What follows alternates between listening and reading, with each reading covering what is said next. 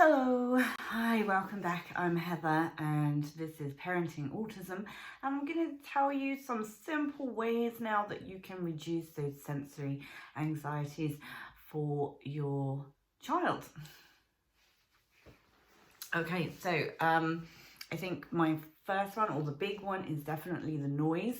So if you don't already have ear defenders, I can recommend ear defenders. But there are some other ways that you can help reduce noise for your child, such as wearing a hood, having a coat with a really thick hood on it, or a hoodie and the thick hood as well. If they don't like wearing the ear defenders, things like hats, hoods, really effective. They can just cut out a little bit of that background noise and make them feel a little bit more safe and secure. One of the other things I found that works really well, especially when they're trying to go to sleep, is the it's a tent over the bed. So you can buy beds that have tents on them, but the one that we got, it's called a dream tent, and it is literally a sort of a tent that goes over the top end of the bed. It has curtains that can pull around, so literally like from the waist up basically is enclosed in a tent. And even though it's a very thin fabric, it's not going to block out the light. Just having that enclosed space is really helpful. It does block out a little bit of background noise. It's not going to block out all of the noise, but just having that sort of sense of separation and distance can be really useful. This is a really simple one here, is the sunglasses. Now for me, I do wear my sunglasses a lot. I love wearing my sunglasses. So it's not a big stretch to kind of think sunglasses. So sight, in terms of sensory overload, that's something that actually I don't think people realize or would maybe associate as being an overload trigger, but it can be, especially when you're in busy places, crowded places with fluorescent lights. So sunglasses is so effective, so easily done as well.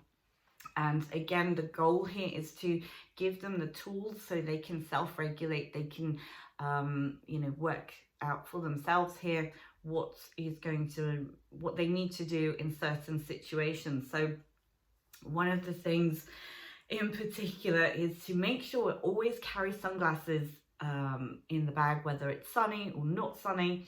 And just let them know, hey, you can put your sunglasses on. I wear mine quite a bit, so they're not going to feel like they're being excluded or out of place, that it's quite normal that people will wear sunglasses. I find as well, when we're about to walk into somewhere that I know is going to be busy or crowded, make sure that they have the sunglasses on. Try and get ones that sort of wrap around the side of the face here, or around the eyes, if you can. But it might be fun for them to choose their own sunglasses. They can choose the color, the style, see what they feel comfortable with. But yeah, if you're going to go into somewhere new, that's, even if it's crowded and it's not a particularly sunny day, that actually having the sunglasses on, it again is giving them a barrier, or a sense of a barrier between themselves and their environment, so they can kind of go in and feel somewhat safe. I notice with my son in particular that he will have the sunglasses on and then take them off once he's in there and he feels like, oh, okay, I've figured this place out. So he might not wear them the whole time. He'll just have them on for a little bit and then take them off.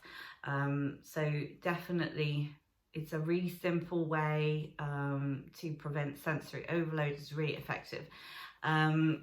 What else? Oh my gosh, the clothes. clothes. Now, your child may have their own sensitivities, their likes, you know, what they like. So, you know, very much this is up to you. Some children like really baggy clothes, maybe clothes that are too big, that sort of hang on them very loosely. Some children might prefer the tightness of, you know, feeling the fabric. With the tighter clothes, I mean, you can get some excellent things, even if you put like a swimming costume on underneath their clothes so they feel the tightness, then, you know, that might be something worth trying.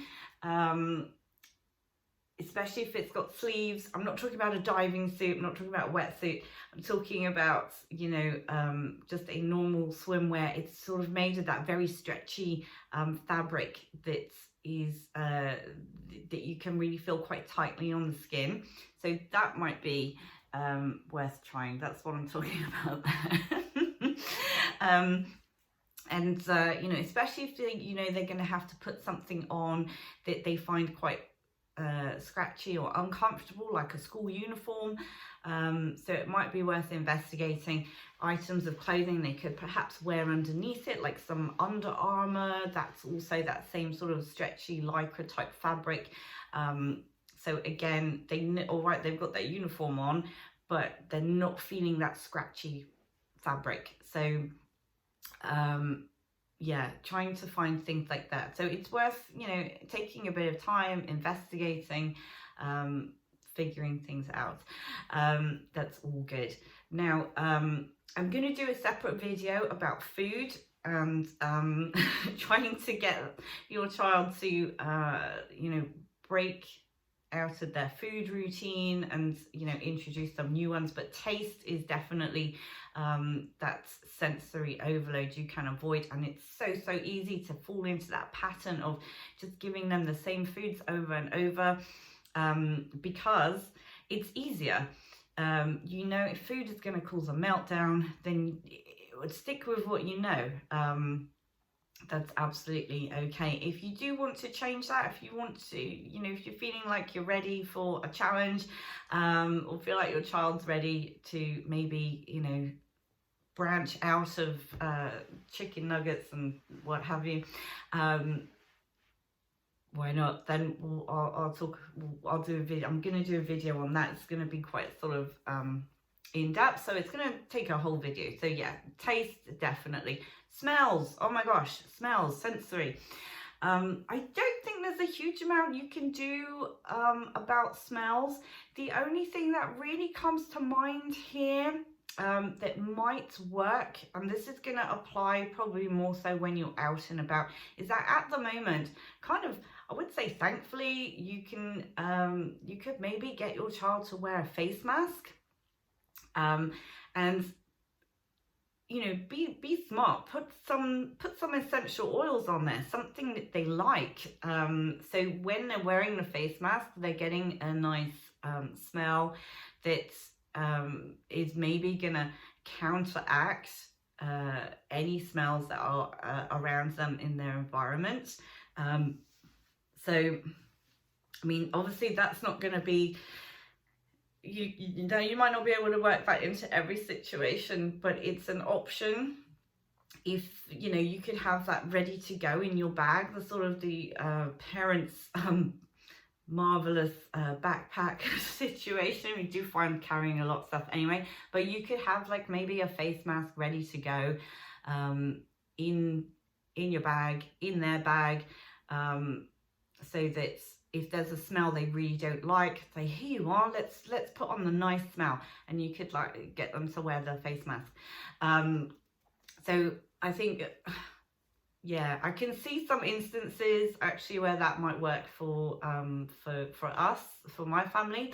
I'd say try it out, see how you get on. I might try that out. The thing is, he doesn't really complain about smells that often, so my fear is that I could get a face mask all loaded up, ready to go, or even a hanky or some other piece of clothing.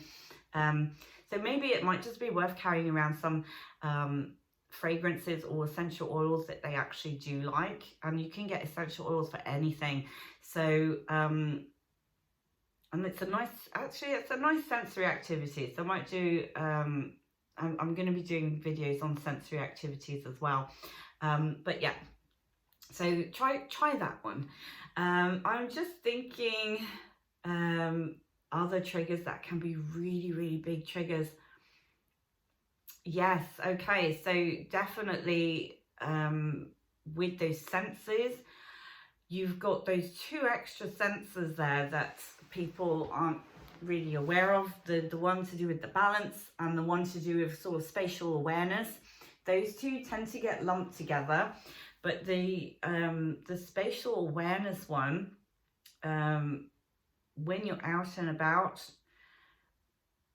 and this is a quick thing that I do, I don't necessarily carry anything with me. Very often I will put my hand on the top of his head, or just giving him a squeeze. Like, you know, when the hug and you're squeezing just maybe a little bit too tight, don't worry. They might prefer to be hugged tighter than more gently. So always check with them which one they prefer. They will certainly let you know. You don't always, but it's nice to just check with them anyway, because I think that in itself, if you perhaps squeeze them too tight and they start having a bit of a meltdown, instead of saying, oh, why don't you like that? Why don't you like that? You can just say, oh, I'm sorry. I won't hold you so tightly. Let me know when. Or you squeeze me and then I'll know how tight you like. So encourage that communication between the two of you. So yeah, that's very often that spatial awareness. They don't really know where their bodies are in space, in the space around them. They don't really know necessarily where their arm might be or what their arm might be doing, and it kind of feels like maybe they're floating. It kind of has more of a floaty feel. So sitting on a chair or sitting on the floor could be very challenging, very difficult for them. I used to do quite often, I would just put my hand on the top of his head, and not push hard, but just allow the weight of my hand, the weight of my arm to sit on his head. That can sometimes be enough. It's almost like I'm pushing you back on the ground.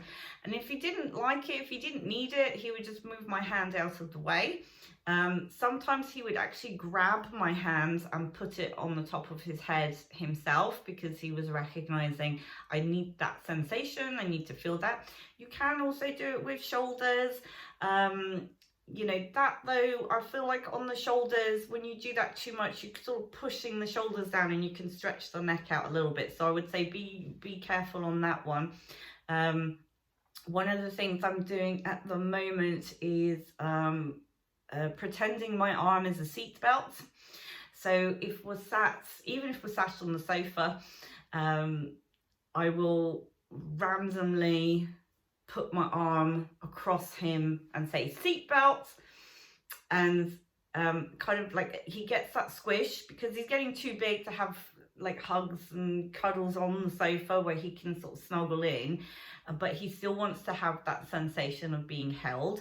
So we'll do that. And you know, that's something you can do like on the bus, you can do it in the cinema, you can do it kind of anywhere, and it just kind of applies a little bit of pressure, and